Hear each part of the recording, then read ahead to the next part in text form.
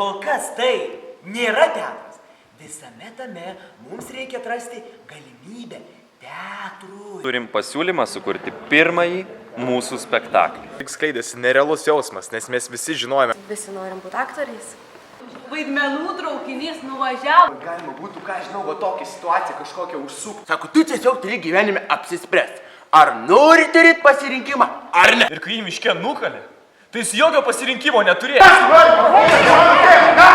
Dariau, tai tik teatras. Manau, kad turi likti kažkokia riba tarp realaus gyvenimo ir teatro.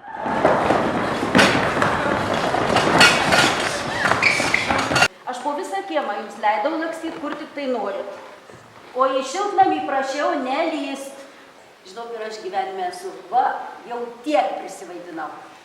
Tai ir yra teatras.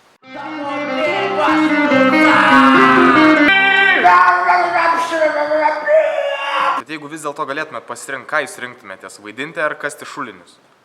Nu tai aišku, kad vaidinti. O kodėl?